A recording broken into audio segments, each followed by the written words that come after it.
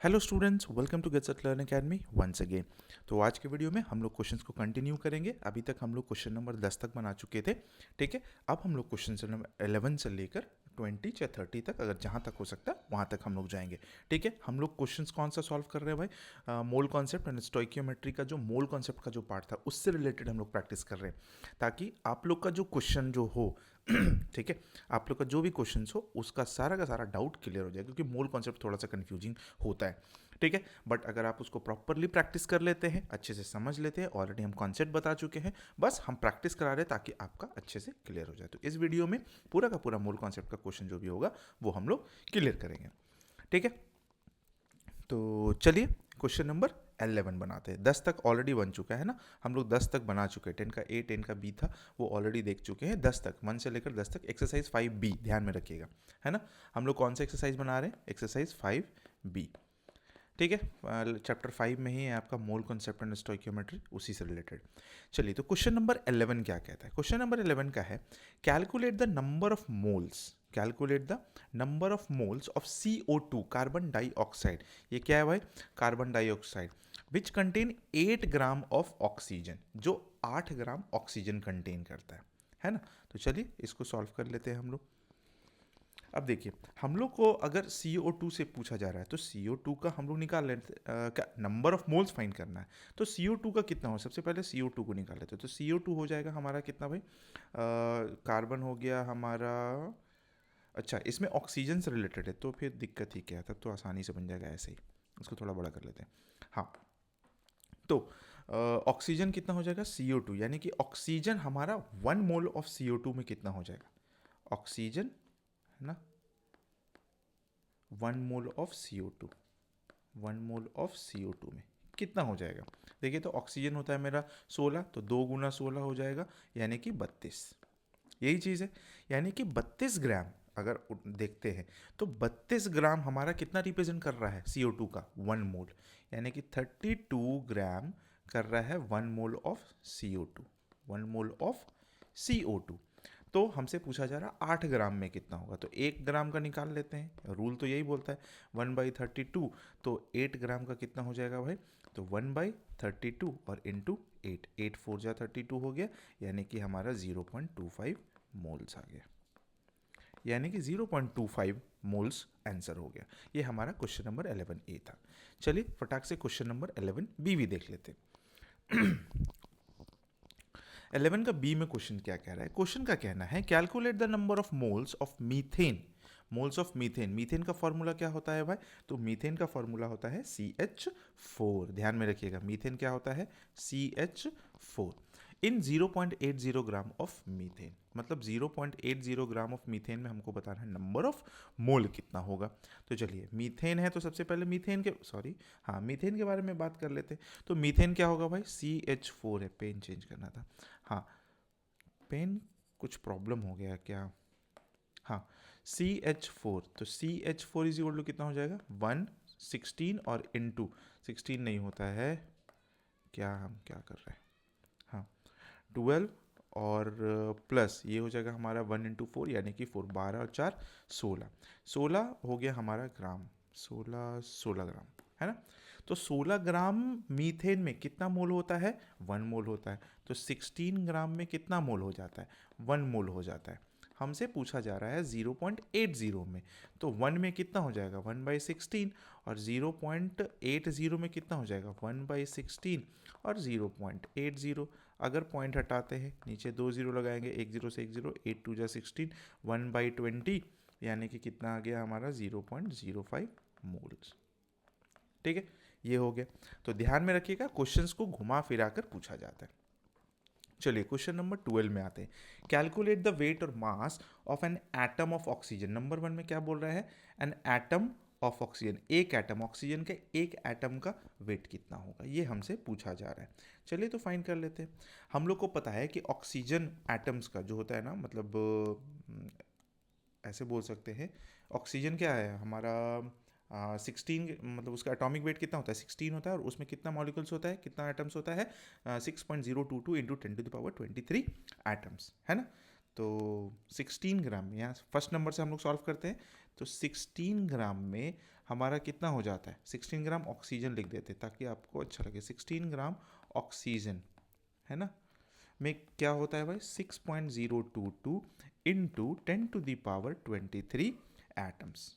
ये तो होगा 23 एटम्स। हमसे पूछा जा रहा है एक एटम का वेट कितना होगा, तो हम इसको उल्टा करके भी तो लिख सकते हैं ना। मतलब ये हो गया कि 6.022 इंटू 10⁻23, ठीक है ना, एटम्स कितना ग्राम का होता है, 16 ग्राम का। तो एक कितना का होगा, 16/6.022 और इंटू 10⁻23। और हमसे पूछा जा रहा है एक का ही, तो 16/6.022 इंटू 10⁻23। इसको जब सॉल्व करते हैं तो हमारा आ जाता है 2.657 इंटू 10⁻20 ग्राम। ग्राम नहीं, एटम, सॉरी, हाँ एटम।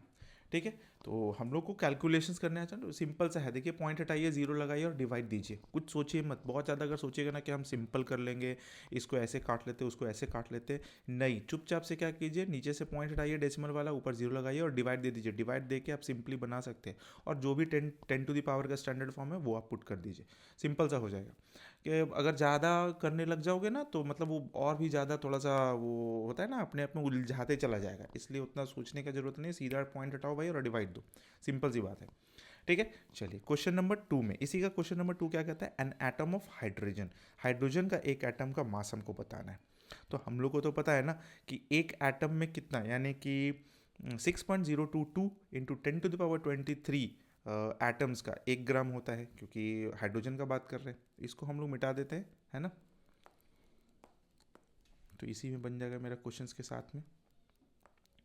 तो ये हमारा 1 तो हो गया है। 2 number, an atom of hydrogen, तो ऐसा लिख सकते हैं 6.022 इंटू 10⁻23 एटम, ठीक है ना, इज इक्वल टू कितना हो जाएगा, इतना atom of hydrogen is equal to कितना हो जाएगा, 1 ग्राम।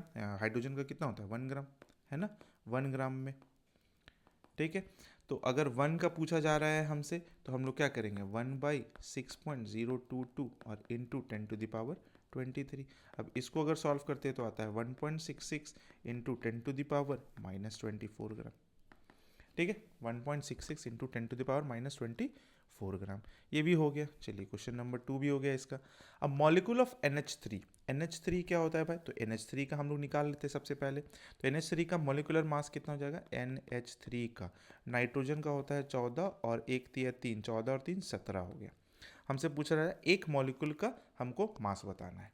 ठीक है, अब हमको पता है कि 6.022 इंटू 10⁻23 मॉलिक्यूल्स का, ठीक है ना, मॉलिक्यूल्स का वजन कितना है भाई, 17 ग्राम है ना, 17 ग्राम है। हमसे बोला जा रहा है एक मॉलिक्यूल का फाइंड करना है, तो 1 मॉलिक्यूल का कितना हो जाएगा, मॉलिक्यूल से मोल नहीं समझिएगा, ठीक है, मॉलिक्यूल्स का कितना हो जाएगा 17 और बाई 6.022 इंटू 10⁻23। इसको सॉल्व करने बाद आएगा 2.82 और इंटू 10⁻23 ग्राम। हो गया, ये भी हो गया हमारा। चलिए इसको मिटा लेते हैं।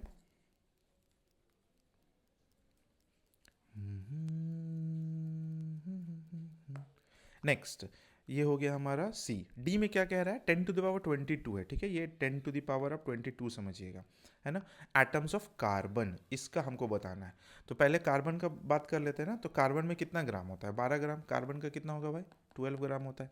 अब हम लोग को ये जानकारी है कि 6.022 इंटू 10⁻23 इज एटम, है ना, एटम का कितना होता है भाई, 12 ग्राम, कार्बन के रिलेटेड में।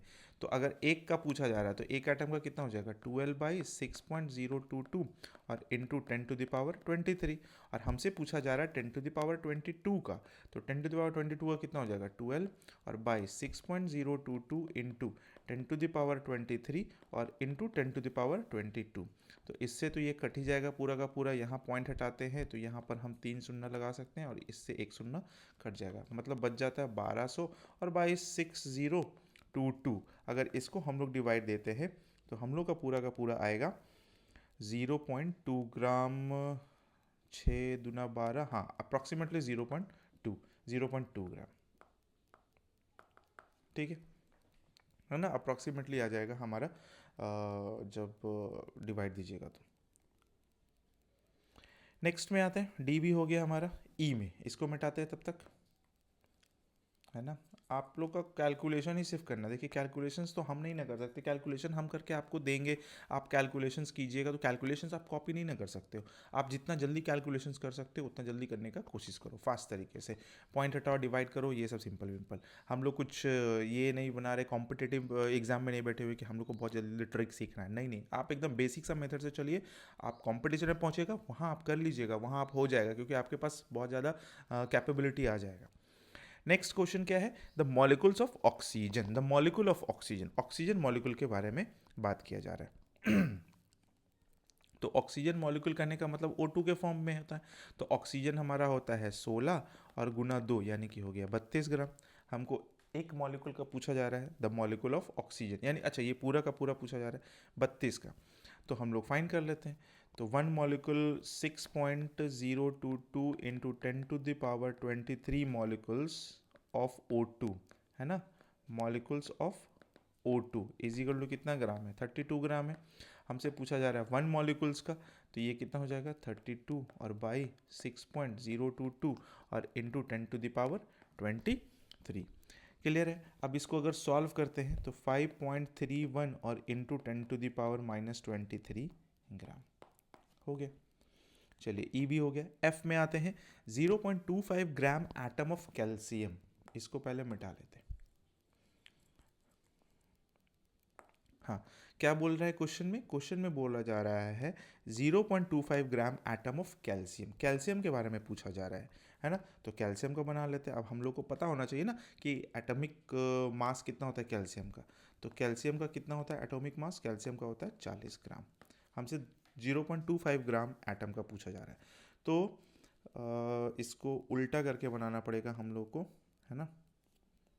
मास ऑफ कैल्शियम पूछा जा रहा है, चलिए भाई तो ऐसे लिख लेते हैं ना, फॉर्मूला तो हम लोग को पता ही है, gram atom is equal to कितना होता है mass of element, mass of element और बाई कितना एटॉमिक मास, है ना, एटॉमिक मास होता है।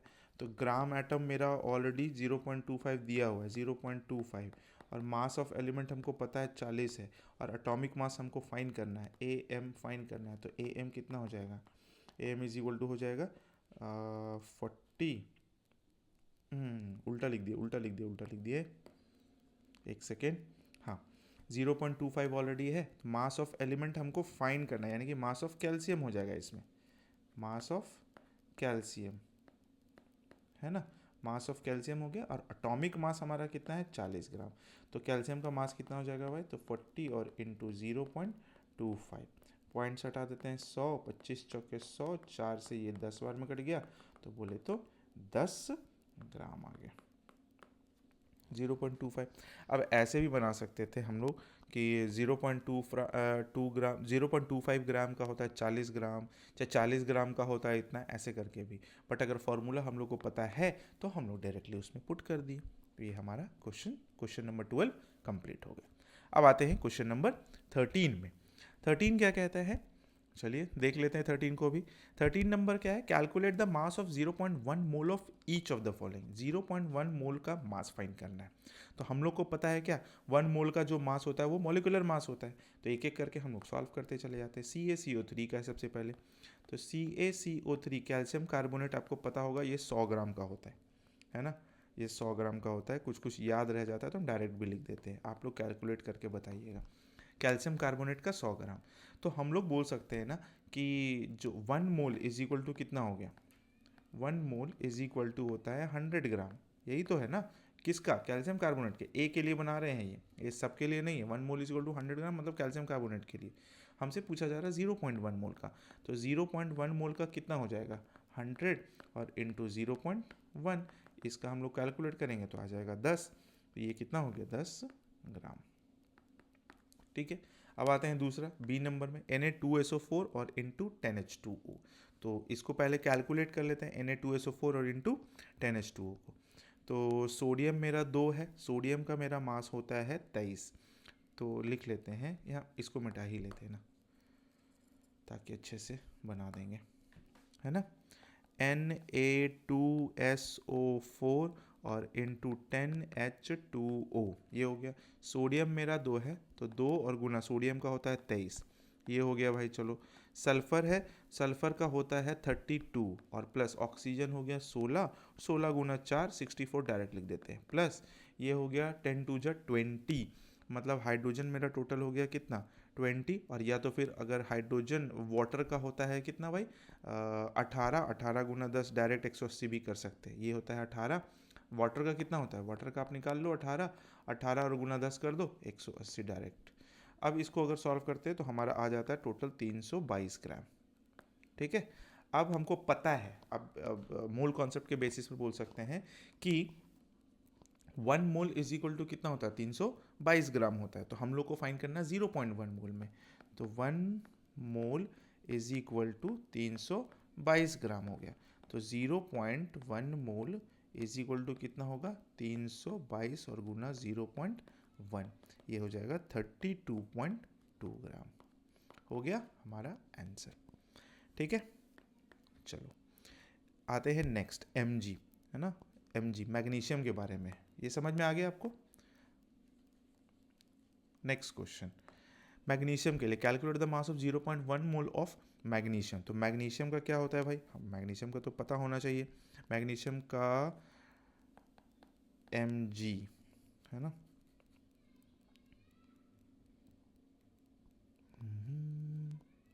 सी किसका हम लोग निकाल रहे थे अभी, अच्छा मैग्नीशियम में पहुंच गए। CaCl2 अभी नहीं हुआ है मेरा, वही कहें, हमको लगा कि कुछ गड़बड़ तो नहीं हो रहा है। हाँ, CaCl2 कैल्शियम क्लोराइड, तो CaCl2 का निकालते हैं। तो कैल्शियम का हो गया हमारा कितना भाई 40 और क्लोरीन का होता है 35.5, तो 35.5 इंटू 2 70 हो गया। तो सॉरी यहाँ प्लस होगा, ठीक है, यहाँ प्लस हो गया। 40 प्लस 70 कितना हो गया 35.5 है तो 71 होगा ना, क्या क्या कर दे रहे हैं, काटेंगे तो अपने मिट जाएगा। हाँ 71 ग्राम हो गया, तो ये 111 ग्राम। ठीक, अब 1 मोल इज इक्वल टू 111 ग्राम है, 0.1 मोल इज इक्वल टू कितना हो जाएगा 0.1 मोल इज इक्वल टू हो जाएगा 111 और गुना 0.1 यानी कि 11.1 ग्राम हो गया। अब आते हैं Mg में। Mg का क्या होता है भाई, Mg का एटॉमिक मास होता है 24 ग्राम। ठीक है, हमसे पूछा जा रहा है 1 मोल का, तो ये तो 24 ग्राम का है, तो 0.1 इज इक्वल टू कितना हो जाएगा 0.1 मोल में कितना हो जाएगा 24 और गुना 0.1 यानी कि हो जाएगा 2.4 ग्राम। हो गया, सब नीचे दिया हुआ था ऐसे, अगर आपको मास नहीं पता है तो आप नीचे से भी बना सकते हैं, क्वेश्चन में भी दिया हुआ रहता है। ये क्लियर हो गया। आते हैं क्वेश्चन नंबर 14। क्वेश्चन नंबर 14 में भी है 3 क्वेश्चन। क्या कह रहा है, calculate the number of oxygen atoms in 0.10 mole of Na2CO3 into 10H2O। तो सबसे पहले इसको निकाल लेते हैं, Na2CO3 और 10H2O है, और हमसे बोला जा रहा है calculate the number of oxygen, तो डायरेक्ट ऑक्सीजन में घुसते हैं। ठीक है, देख लेते हैं ऑक्सीजन कितना है, Na2CO3 और इंटू 10H2O में ऑक्सीजन कितना हो गया, ऑक्सीजन यहाँ पर हो गया मेरा 10 और 3 13, मतलब 13 ऑक्सीजन है ना। तो ऐसा लिख सकते हैं हम लोग 1 mole, calculate the number of oxygen atoms, ऐसा लिख ही लेते हैं ना। 1 मोल ऑफ कितना है भाई Na2CO3 और इंटू 10H2O, है ना, is equal to contain, is equal to नहीं लिखते, कंटेन। ठीक है, कंटेन इज इक्वल टू कितना हो जाएगा, कितना ग्राम है, कितना एटम है 13 एटम ऑफ क्या ऑक्सीजन, ऑफ ऑक्सीजन, मतलब 1 मोल में कितना हो गया 6.022 होता है, मतलब 6.022 into 10 to the power 23 molecules, है ना, मॉलिक्यूल्स इज इक्वल टू होता है 13 एटम ऑफ ऑक्सीजन। इसमें मतलब इतना मॉलिक्यूल्स ऑफ Na2CO3 में 13 एटम है कितना ऑक्सीजन का, 13 एटम ऑफ ऑक्सीजन, है ना, इतना किसका है, ऑफ मॉलिक्यूल्स ऑफ किसका, Na2CO3 का है। 6.022 into 10⁻23 molecules of Na2CO3 into 10H2O is equal to contains, is equal to नहीं बोल सकते हैं, कंटेन 13 एटम ऑफ ऑक्सीजन, है ना। तो हम लोग क्या करेंगे, हम लोग को फाइंड करना 0.10 मोल का, 0.10 मोल का, यानी कि ये 1 मोल का हो गया। तो 1 मोल का 13 एटम जा रहा है इसमें, इसी को तो हम लोग 1 मोल बोलते हैं, है ना। ये तो 1 मोल हो गया। तो अगर 0.1 मोल का करना है हम लोगों को,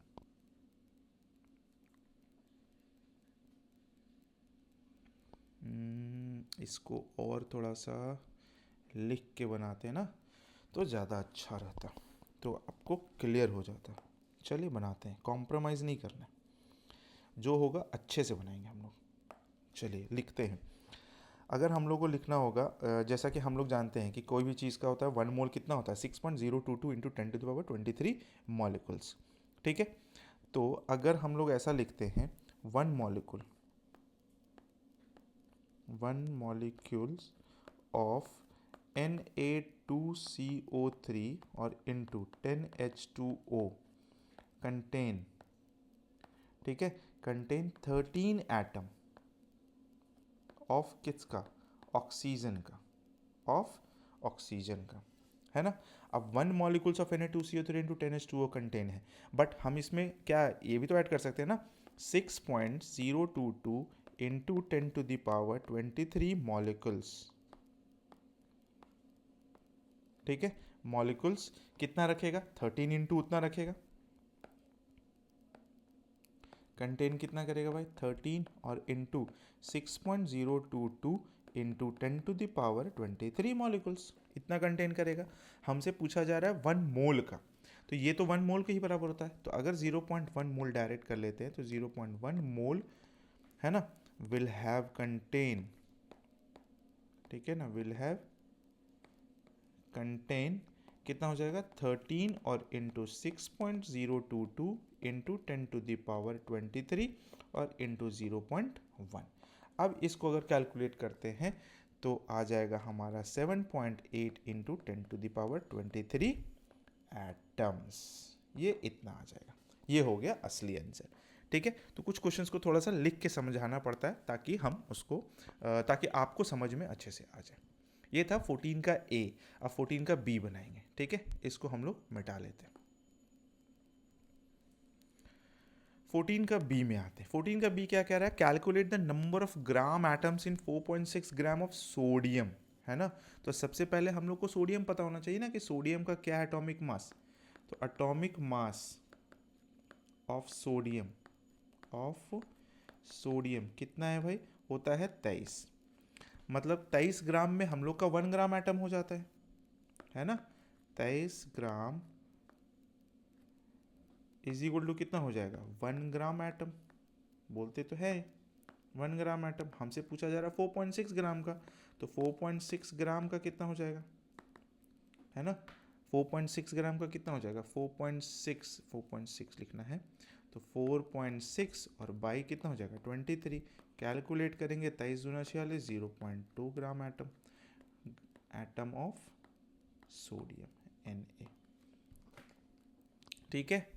चलिए भाई आते हैं क्वेश्चन नंबर 14 का सी। 14 का सी यहाँ बन जाएगा, तो यहीं देख लेते हैं C number. Calculate the number of moles in 12 gram of oxygen gas. तो आसान है ना। 1 मोल में कितना हो जाता है हम लोग को बताना है 12 gram of oxygen gas. Calculate the number of moles in 12 gram of oxygen. तो ऑक्सीजन गैस है, इसका मतलब वो क्या मॉलिक्यूल्स के बारे में बात किया जा रहा है। तो O2 हो गया, तो O2 दैट इज 32 ग्राम, है ना, 32 ग्राम। तो 32 ग्राम में कितना मोल होगा, 1 मोल होगा, यही तो पूछा जा रहा है ना हम लोग से। हाँ 32 ग्राम ऑफ ऑक्सीजन कितना, of oxygen is equal to होता है 1 मोल। तो 12 ग्राम हमसे पूछा जा रहा है, तो 12 ग्राम में कितना हो जाएगा, तो हो जाएगा 32 और बाई 12 बाई 32। अब इसको सॉल्व कर लेते हैं तो आ जाता है 3/8, दैट मीन्स कि 0.375 मोल। ये हो गया सी भी इसी में बन गया। ठीक है, क्वेश्चंस घुमा फिरा के बहुत आपको घुमाने का कोशिश करेगा, इसलिए आपको क्वेश्चंस को प्रैक्टिस कर लेना चाहिए। चलिए, क्वेश्चन नंबर 15 क्या कहता है, what mass of calcium will contain the same number of atoms as are present in 3.2 gram of sulphur. इसमें दो एलिमेंट को मिला है, तो पहले एक एलिमेंट से चलेंगे, नंबर ऑफ एटम्स फाइंड करेंगे, उसके बाद फिर हम लोग आगे बढ़ेंगे। क्वेश्चन में जो कह रहा है उसके बेसिस पे तो बोल रहा है क्या, व्हाट मास ऑफ कैल्शियम, है ना, will contain the same number of atoms. तो अगर हम लोग पहले चलते हैं सल्फर में, तो सल्फर हमारा है, क्वेश्चंस का बेस वही है, तो सल्फर का मास कितना होता है भाई, 32 ग्राम। ठीक है, 32 ग्राम। तो 32 ग्राम में कितना एटम्स हो जाता है, नंबर ऑफ एटम्स, हाँ 32 ग्राम में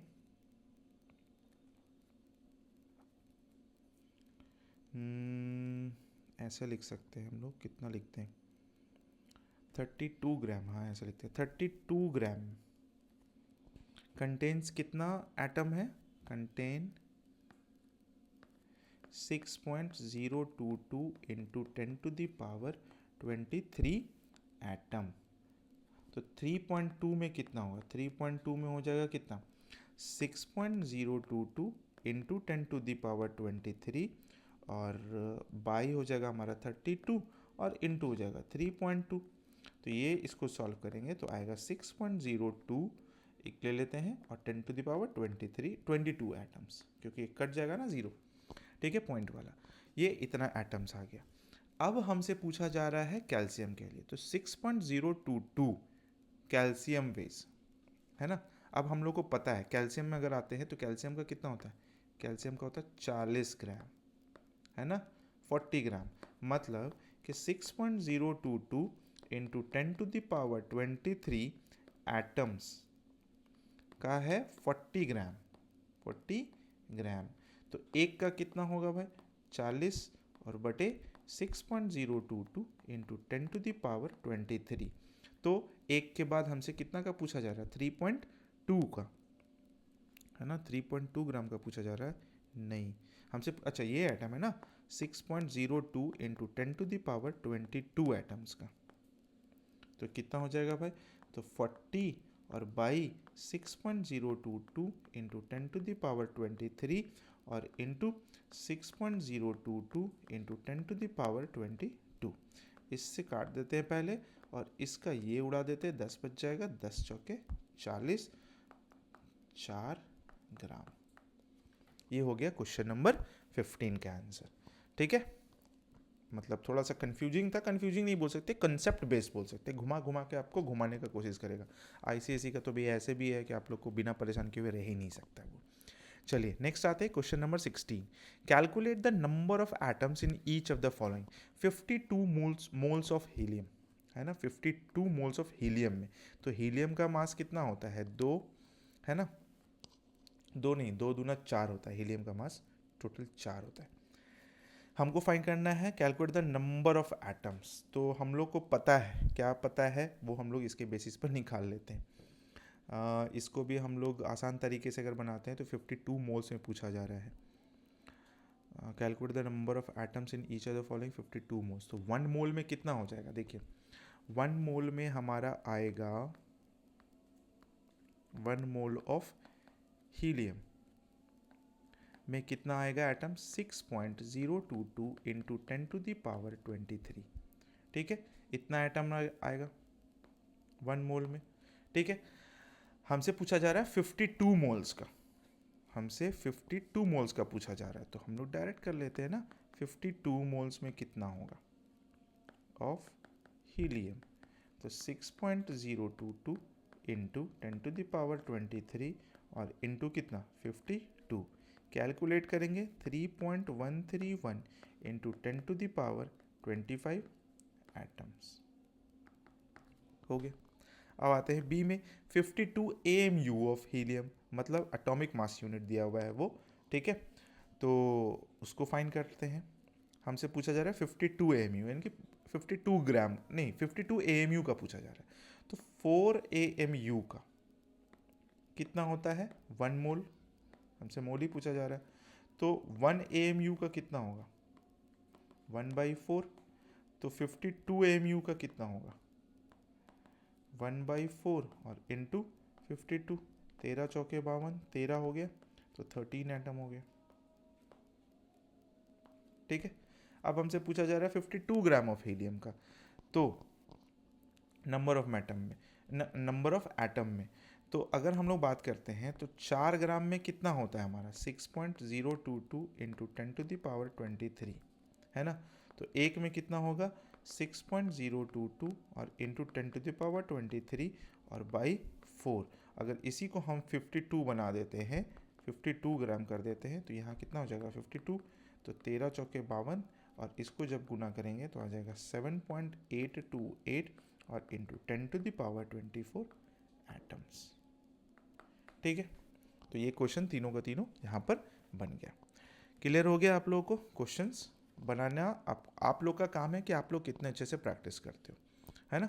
next question number 17। Question number 17 क्या कह रहा है, calculate the number of atoms of each kind of 5.3 grams of sodium carbonate. तो सोडियम कार्बोनेट के बारे में बात किया जा रहा है, तो हम लोग CaCO3 का यहाँ निकाल लेते हैं। सोडियम कार्बोनेट है ना, तो Na2CO3 हो जाएगा, Na2 और CO3 अगर निकालते हैं तो सोडियम का हमारा होता है 23, 23 दूना 46 और प्लस कार्बन का हो गया हमारा 12 और 16 तिया 48, 6 2 8 8 16, कहने का मतलब 106 ग्राम हो गया। ये 106 ग्राम हमसे पूछा जा रहा है हर एक एलिमेंट का, तो इसमें सोडियम का भी, कार्बन का भी और ऑक्सीजन का भी। तो नंबर 1 में आते हैं, पहले सोडियम के बारे में पता कर लेते हैं, है ना। सोडियम मेरा कितना है Na2 है, दैट मीन्स कि 2 मल्टीप्लाई है, तो 106 ग्राम सी, फिर बार बार सी लिखा जा रहा है, हाँ, Na2CO3 इज इक्वल टू कितना है, इनमें कितना है कंटेन, है ना, इसमें कितना रखा हुआ है सोडियम 2 इंटू कितना 6.022 इंटू 10⁻23 सोडियम, इतना में यही रखा हुआ है 106 ग्राम में। हमसे पूछा जा रहा है 5.3 ग्राम में, तो 5.3 ग्राम में कितना हो जाएगा, तो ये टोटल हम लोग ऐसे कर सकते हैं ना कि 2.62 इंटू 6.022 इंटू 10⁻23 और बाई 106 और गुना कितना 5.3 हो गया। अब इसी को सॉल्व करना है, अगर इसको सॉल्व करते हैं 2 पचे 10, 2 तिया 6 और ये हटाते हैं तो नीचे 10 आता है, 53 कैंसिल, इससे ये कैंसिल हो गया, मतलब ये 22 बच जाएगा, तो हो गया कितना 6.02 इंटू 10⁻22 सोडियम एटम्स, इतना। ठीक है, एटम ऑफ सोडियम। चलिए ये हो गया। 2 में क्या है, दूसरा एलिमेंट क्या है इसका, कार्बन है, तो कार्बन तो सिंगल मिल रहा है, मतलब क्या 106 ग्राम में 106 ग्राम Na2CO3 में कितना है मेरा कार्बन, कार्बन है मेरा सीधा है एक है, तो एक के लिए लिखेंगे 6.022 into 10⁻23 atom of carbon, atom of carbon. हमसे पूछा जा रहा है 5.3 का, तो 5.3 में निकाल लेंगे 6.022 इंटू 10⁻23 बाई 106 और इंटू 5.3। अब इसको जब सॉल्व करते हैं तो हमारा आ जाएगा 3.01 इंटू 10⁻22 एटम्स ऑफ कार्बन हो गया। तीसरा नंबर में क्या कह रहा है, तीसरा नंबर में कह रहा है भाई हमारा ऑक्सीजन है, ऑक्सीजन है मतलब एलिमेंट, तो उसी तरीके से 106 Na2CO3 में कितना हो जाएगा 3 गुना इतना, तो डायरेक्ट निकाल देते हैं 5.3 Na2CO3 में ग्राम Na2CO3 में कितना हो जाएगा, ऑक्सीजन कितना कंटेन्स, ऑक्सीजन कितना हो जाएगा 6.022 इंटू 10⁻23 और बाई कितना हो जाएगा 106 और गुना हमारा आएगा कितना, ऑक्सीजन नहीं, ये है ऑक्सीजन है ना, ऑक्सीजन 3 है, तो यहाँ 3 होना चाहिए ना पहले से, 3 इंटू, है ना, हाँ, और ऑक्सीजन का हो गया हमारा कितना भाई 5.3, हमसे 5.3 का पूछा जा रहा है, तो 3 हो गया। अब 3 से इसको काट सकते हैं, नहीं कटेगा, कैलकुलेशन कर लीजिएगा। कैलकुलेशंस करने के बाद अराउंड आंसर आएगा 9.03 और इंटू 10⁻22 एटम्स ऑफ ऑक्सीजन। यहाँ ऑक्सीजन, तो हम लोग किसका किसका फाइंड कर लिए देखिए, यहाँ पर हम लोग सोडियम भी फाइंड कर लिए, यहाँ हम लोग कार्बन भी फाइंड कर लिए, यहाँ पर ऑक्सीजन भी फाइंड कर लिए, और इसमें क्या था, सोडियम, कार्बन और ऑक्सीजन तीनों था। क्लियर है? चलिए नेक्स्ट क्वेश्चन में आते हैं। क्वेश्चन नंबर 18 क्या कहता है, calculate the mass of nitrogen supplied to soil by 5 kg of urea. अब यूरिया का केस है, तो यूरिया का फॉर्मूला भी है CONH2 का होल 2। तो सबसे पहले CO, और इसमें मास दिया हुआ भी है, तो CONH2 का होल 2 कितना हो जाएगा हमारा, अगर निकालना चाहेंगे तो 12, फिर प्लस 16, और फिर प्लस नाइट्रोजन का हो जाएगा मेरा 14, और हाइड्रोजन का 2, 14 2 16, और 16 और 2 ना 32, आप निकाल लीजिएगा, तो ये हो जाएगा हमारा 60 ग्राम, है ना। अब हमसे पूछा जा रहा है calculate the mass of nitrogen supplied to soil by 5 kg of, इसमें नाइट्रोजन मेरा कितना है भाई, 2 है ना। तो मोलर मास ऑफ नाइट्रोजन इसमें मेरा कितना निकलेगा, मोलर मास, एक सेकेंड मच्छर काट रहा है।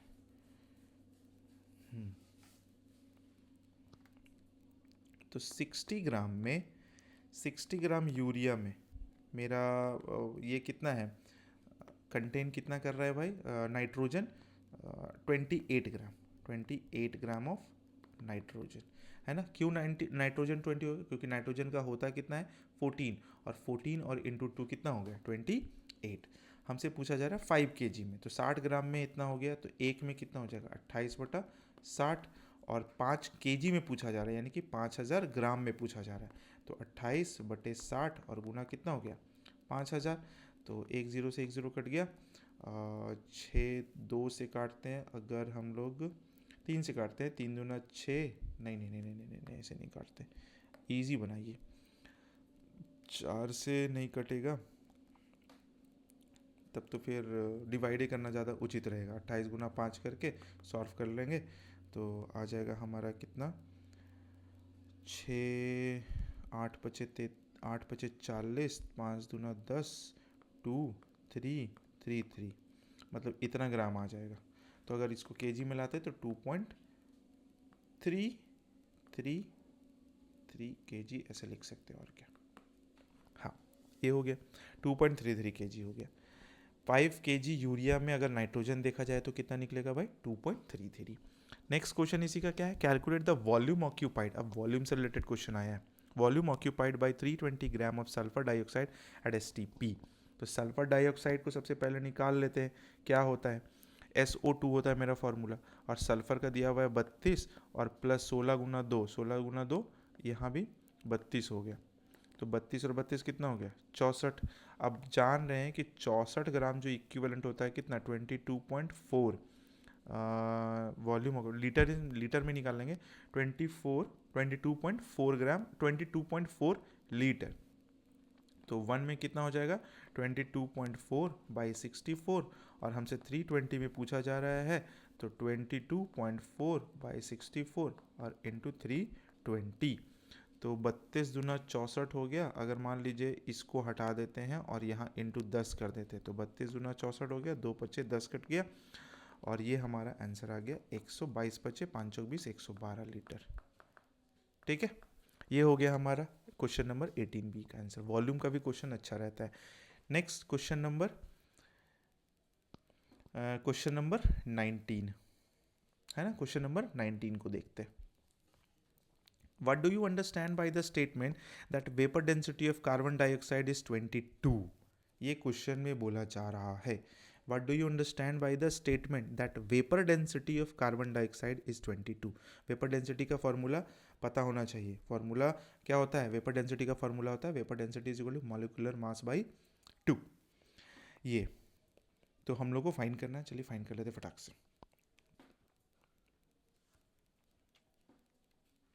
वेपर डेंसिटी का फॉर्मूला एक बार लिख लेते हैं ताकि आपको समझाने में दिक्कत नहीं होगा।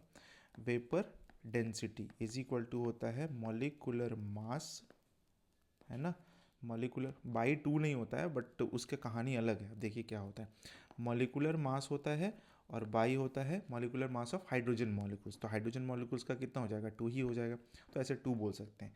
अब यहाँ पर बोल रहा है क्या, vapour density of carbon dioxide is 22 दिया हुआ है, वेपर डेंसिटी कितना दिया हुआ है, मतलब 22 दिया हुआ है। इसका मतलब ये हो गया कि जो मॉलिकुलर मास होगा, ठीक है, मॉलिकुलर मास जो होगा ना, वो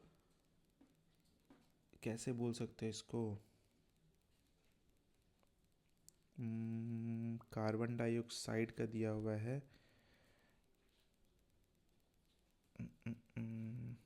तो इसको अगर उल्टा के बेसिस, उल्टा करके अगर बोलते हैं, देखिए ऐसे बोल सकते हैं, है ना, कि अगर है vapour density of carbon dioxide is 22 implies that, मतलब इसका मतलब ये हो गया कि 1 मॉलिक्यूल ऑफ कार्बन डाइऑक्साइड जो होगा ना, वो किसके कितना गुना ज़्यादा है, 22 टाइम्स गुना है, किससे भाई, यहाँ हाइड्रोजन के, यहाँ पर हाइड्रोजन था ना, तभी तो हम लोग यहाँ पर 2 लिखे थे, तो ये हाइड्रोजन से कितना गुना ज़्यादा है, 22 टाइम्स ज़्यादा है, ठीक है, तो ये ध्यान में रखिएगा,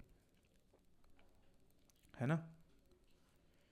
फॉर्मूला से भी कुछ कुछ कॉन्सेप्ट आ जाता है, तो यहाँ पर अगर बोलिए तो हम यहाँ पर लिख ही देते ताकि आप लोग को कोई प्रॉब्लम नहीं हो, है ना। अगर वेपर डेंसिटी बोल रहा है कितना, वेपर डेंसिटी 22 बोला जा रहा है, इसका मतलब ये हो गया कि 1 molecule of CO2 is 22 times heavier, है ना, हेवियर देन 1 मॉलिक्यूल ऑफ, देखिए मॉलिक्यूल ध्यान लिख देते, ध्यान से रखिएगा, मॉलिक्यूल ऑफ हाइड्रोजन, ठीक है, हाइड्रोजन, तो ये ध्यान में रखना होगा, heavier than 1 molecule of hydrogen. चलिए बी में आते हैं, ये तो एक आंसर था, ठीक है, बी में आते हैं। Atomic mass of chlorine is 35.5, what is its vapour density, तो अभी फार्मूला लिखे थे ना, vapour density is equal to, अगर हम लोग बोले तो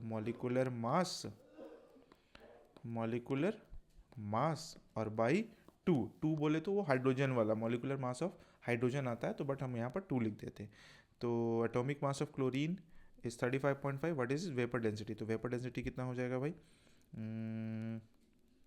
वेपर डेंसिटी, मॉलिकुलर मास कितना होता है क्लोरीन का, 71, मॉलिकुलर मास यानी कि Cl2 के फॉर्म में 71 और बाई 2, तो ये कितना आ जाएगा, कट के मेरा 35.5 ही आ जाएगा, वेपर डेंसिटी मेरा 35.5 आ गया, ठीक है। तो ध्यान में रखिएगा कि atomic mass of chlorine is 35.5 है, अगर है तो उसका वेपर डेंसिटी भी 35.5 आएगा बस, और अगर नहीं ध्यान में रखते तो आप फॉर्मूला अगर ध्यान में है तो आप लोग सॉल्व कर सकते हैं, वो ध्यान में रखना है ना। चलिए क्वेश्चन नंबर 20 में आते हैं, क्वेश्चन नंबर 20 क्या कह रहा है, what is the mass of 56 centimetre cube, मतलब कि सेंटीमीटर क्यूब में है तो हम लोग यहाँ पर 22,400 लेके चलेंगे, of carbon monoxide at STP, carbon monoxide कितना होता है भाई, CO, है ना, तो CO यानी कि 12 और प्लस 16, 12 और 16 हो गया हमारा 28 ग्राम, है ना, 28 ग्राम का कहानी है, मतलब हमसे पूछा जा रहा है 56 सेंटीमीटर क्यूब का, हम लोग को पता है by mole constant molar volume के हिसाब से 22,400 सेंटीमीटर क्यूब ऑफ CO, ठीक है, CO कितना रख रहा है भाई वजन अपना, 28 ग्राम, तो अगर 1 सेंटीमीटर क्यूब रखता है तो ये कितना रखेगा, 28 और बाई कितना 22,400, और अगर 56 रखता है तो 56 सेंटीमीटर क्यूब रहता है तो कितना हो जाएगा, क्वेश्चन में दिया हुआ है ना, तो 28 और बाई 22,400, क्या क्या लिख रहे हैं, 22,400 नहीं लिखे हैं, 22,400 और गुना कितना हो जाएगा 56, ये हो गया 56। अब इसको अगर सॉल्व करते हैं तो हमारा आ जाता है 0.07 ग्राम, ये आप लोग सॉल्व कर लीजिएगा, ये हो गया हमारा क्वेश्चन नंबर 20 तक। तो 11 से 20 तक का भी क्वेश्चन पूरा का पूरा हम डिटेल में समझा दिए हैं, पूरा का पूरा कॉन्सेप्ट बेस्ड था, कुछ कुछ क्वेश्चन अच्छा था, कुछ कुछ क्वेश्चन बहुत ही ईजी था, तो अगर आप प्रैक्टिस नहीं कर रहे हैं तो पीछे वाला वीडियो जो प्रैक्टिस कराया मोल कॉन्सेप्ट का वो प्रैक्टिस कर लीजिए, ये भी क्वेश्चन प्रैक्टिस कर लीजिए, ये सब में से एक आध क्वेश्चन आ ही जाएगा, ठीक है। तो चलिए अब मिलते हैं नेक्स्ट वीडियो में कुछ और थ्योरीज और कुछ और क्वेश्चंस के साथ, तब तक के लिए thank you so much, take care, bye bye.